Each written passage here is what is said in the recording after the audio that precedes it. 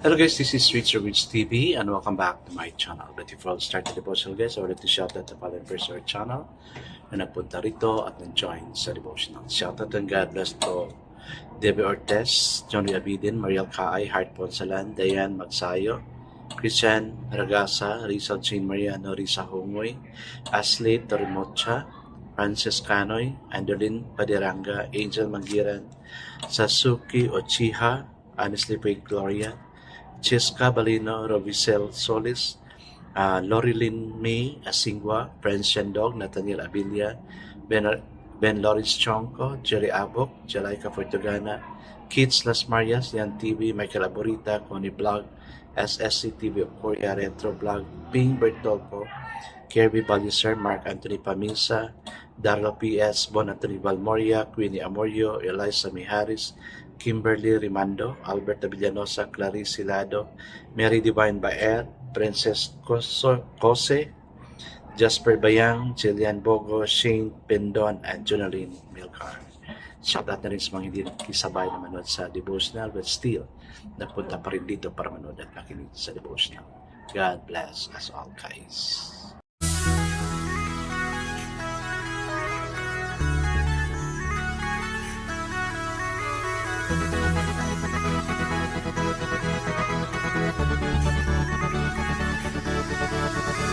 Rich TV, where you heard it, number one is on the top.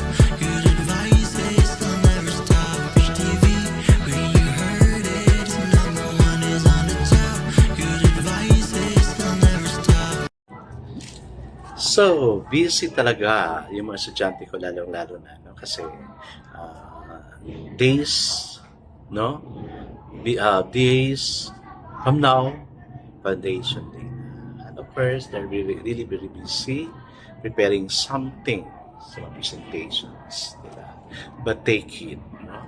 Do not neglect God, but instead, let's come near God to cling on to Him. Unahin natin si Lord bago ang lahat. I guess it's a procedure devotion. Let's open the Bible to Ephesians chapter 4 verse 7 to 16. This is about the unity in the body of Christ. So the word of the Lord in Ephesians chapter 4 verse 7 to 16 says, "But to each one of us grace has been given as Christ apportioned.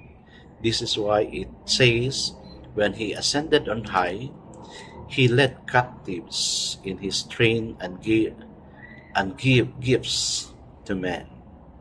What does He ascended mean? Except that He also descended to the lower earthly region. He who descended in the very one who ascended higher than all the heavens in order to fill the whole universe. It was He who gave some to be apostles. So yung gift na. Check yourself if you have this, no? It was He who gave some to be apostles, some to be prophets, some to be evangelists, and some to be pastors and teachers to prepare God's people for work of service, so that the body of Christ may be built up until we all reach unity in the faith and in the knowledge of the Son of God, and become mature, attaining to the whole measure of the fullness of Christ.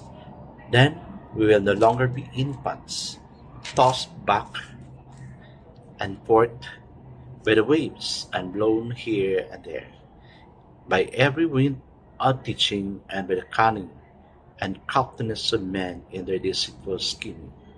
Instead, speaking the truth in love, we will in all things grow up into Him who is the head, that is Christ. From Him the whole body, joined and held together for every supporting ligament, grows and builds itself up in love as each part goes its work. Amen and amen. Hey guys, let's now pray. Father, You are our source of strength. Thank You that we have evaluated ourselves kung saan kami doon sa mga gifts na binigay. Thank You for giving me the gift of preaching, teaching, pastoral, and even more. Lord, to those who has no gift, as what we have read from the Bible, I pray na ikaw magbigay sa kanila ng God ng gift so they can use themselves fully for your greater glory. Teach us not to be tempted on the standard of this world, but to serve you as our God. Thank you, dear God, for being with us. Thank you for loving us, oh God. Thank you so much, Lord God, for being so concerned of us, Lord God. Lord, thank you that you have created us a little lower than the angel. You have created us from your angels. Thank you, Jesus. Bless each one nandito ngayon, oh God. Thank you for loving them the way you love me. They are so important to your eyes, Lord God, because you love them also. Yes, Lord, we commit all these things to you. In Jesus' name we pray. Amen and amen. The focus verse for this evening, guys, is found in Ephesians chapter 4, verse 10. It says, He who descended is also the one who ascended far above all the heavens, that he might fill all things. So the title of the verse for this evening, guys, is Fullness to Fill the Emptiness. Athanasius said, Christ become what we are, that he might make us what he is. An awesome thought. True stability is growth in Christian likeness. That's the startling message of today's scripture reading. We have been called to the measure of the stature of fullness of Christ. Paul goes on to say that we are programmed to grow. All of life is used by the Lord to make us more like Him. We are no longer like children in the faith, tossed to and fro and carried about with every wind of doctrine, but we are to grow into Him who is the head, that is, Christ. We are all in the process of becoming what we dare to envision. What is your image of yourself in the fullness of Christ? O nga, ano ang stand mo kay Christ? Is He your Savior or just the giver and healer? Dapat Savior natin siya. Gawin natin siyang God ng buhay natin.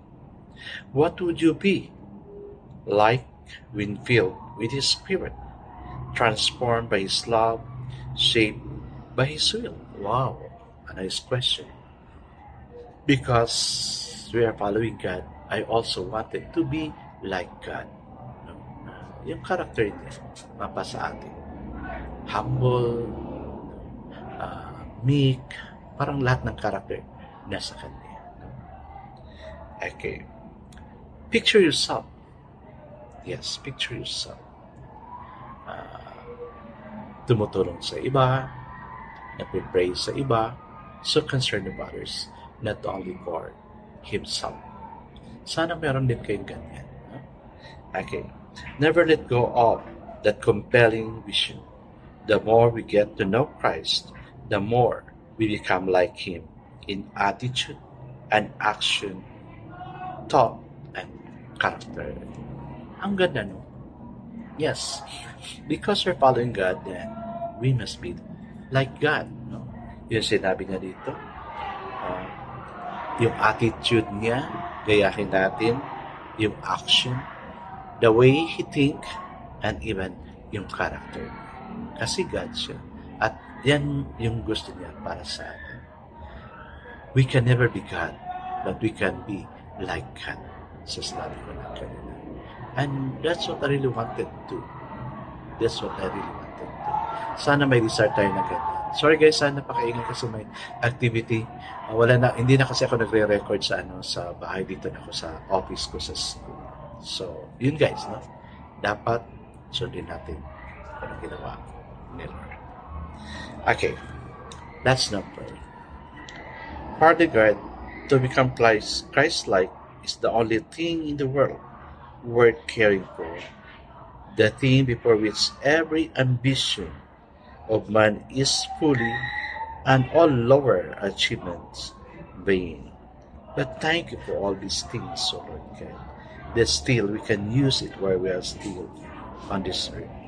Lord, teach us not to forget what you have shared for us.